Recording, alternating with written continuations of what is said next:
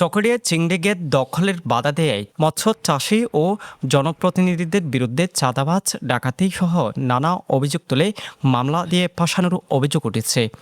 Ghetto চাষিদের অভিযোগ তাদের মামলায় জড়িয়ে ঘায়েল করে এবং মালিকানাধীন চিংড়ি গেট দখলের চেষ্টা চালাচ্ছে একটি প্রভাবশালী সিন্ডিকেট। চকরিয়া থানায় দায়েরকৃত উক্ত মামলার বাদী মোহাম্মদ এহসান, এতে আসামি করা হয়েছে মোট ১৩ জনকে। ঘটনাস্থল দেখানো হয়েছে মাতামুহুরী উপজেলার সাহারবিল ইউনিয়নের রামপুর ১১ একরের ২ ও ৩ নং সিন্ডিকেট সুইচগেট এলাকা। উল্লেখিত ঘটনাস্থলে গিয়ে দেখা যায় প্রথম আসামি মোহাম্মদ আলমগীরের একটি এবং ৩ নং আসামি নুরুল কবিরের ২টি সিন্ডিকেট রয়েছে। চাষিরা জানায় বিগত ১ বছর ধরে তাদের আশেপাশের ডাকাতির কোনো ঘটনা ঘটেনি। যারা মামলাটি করেছেন তাদের নামে ওই এলাকায় কোনো প্রজেক্ট নেই।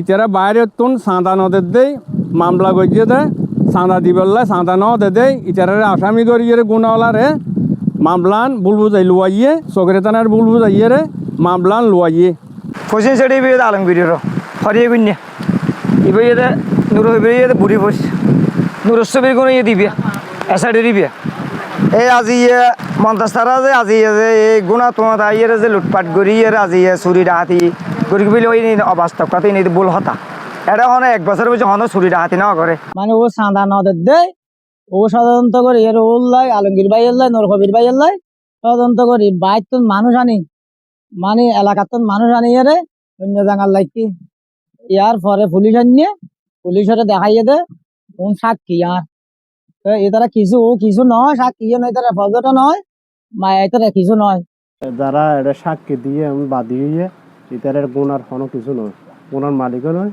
গুণার রাস্তাও নয়। এদিকে দায়েরকৃত মামলা প্রত্যাহারের দাবিতে উপজেলার চিরিঙ্গা ইউনিয়নের সওদাগর ঘুনায় মঙ্গলবার বিকেলে মানববন্ধন ও বিক্ষোভ মিছিল করেছে স্থানীয়রা। মানববন্ধন থেকে হয়রানিমূলক মিথ্যা মামলা প্রত্যাহারের দাবি করেন বক্তারা।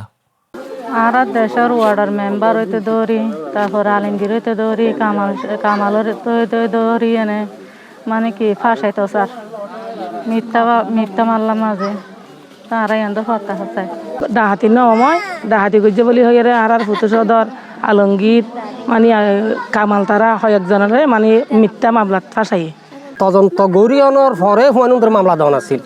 সরকারের তো কিন্তু জিনিসই আন বিভাগ তারা সরকারের যে বা ফাইন গত বা পাইয়া বা ফাইন তো ন পাই তদন্ত করি হুমায়ুনদের মামলা মানে দুখন আছিল তো মামলা নয়, এই মামলা খারেজ করা হোক। সুন্দর করিয়ে ম্যাচ কোম্পানি চুরি করে এটা ষড়যন্ত্রমূলক করিয়ে কেস ঢুকাই দিয়ে তারা লুড়ি ফাড়ি হাই পেলা বলি এই বিচার গান আর স্বরাষ্ট্রমন্ত্রী তো। ভুক্তভোগী মামলার আসামিরা বলেন ইজারাকৃত প্রজেক্ট সন্ত্রাসীরা দখলের চেষ্টা চালিয়ে ব্যর্থ হয়ে তাদের বিরুদ্ধে উল্টো মামলা দায়ের করা হয়েছে। মূলত মামলাই ষড়যন্ত্র করি বলতে গেলে যে মামলার বাদী বা যারা সাক্ষী ইতারার ওই ১১ একর ২ নম্বর হোল্ডার বা ৩ নম্বর হোল্ডার ইতারার একখান উগু দলা একখান খের উগু হাড়ি উগু গুণা এই সমস্ত কিছুর কোনো ডকুমেন্ট নেই। তো আর অধ্যক্ষিয়ান আর জিয়ান হায়ের আজ জিয়ান হায়ের এই অধ্যক্ষিয়ান হাই বলা বলি আজিয়া আবার ষড়যন্ত্র করি কেন বিভিন্নর উপর আর বিরুদ্ধে আরে কি মামলা স্বীকারী করে। ওখানে আমাকেও নাকি ২ নম্বর আসামি করা হয়েছে।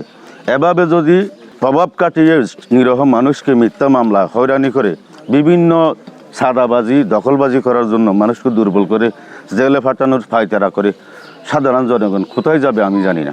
আর এলাকার প্রথম মান্যগণ্য মানুষেরা কি করছে কেসের বাধা দিয়ে ফুতু সদর আর ফুতু এর মার সদুম মানুষেরা কেসের মধ্যে বাধা দিয়ে তারা বিনা দোষী ভাবে।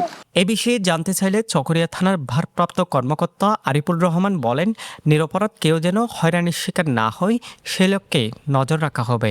ঠিক আছে, ওনারা ওনাদের বক্তব্য দিয়েছে, আমরা তদন্ত করে আমরা ব্যবস্থা নিব আর কি। বাদীর অভিযোগের প্রেক্ষিতে আমরা মামলা নিয়েছি, আমরা তদন্ত করে ব্যবস্থা নেব।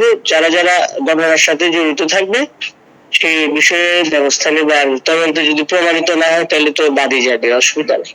স্থানীয়দের প্রত্যাশা আইনশৃঙ্খলা বাহিনী মামলাটি নিরপেক্ষ তদন্ত দাবি করেন এবং চিংড়ি চাষীদের নিরাপত্তা ব্যবস্থা করা হোক।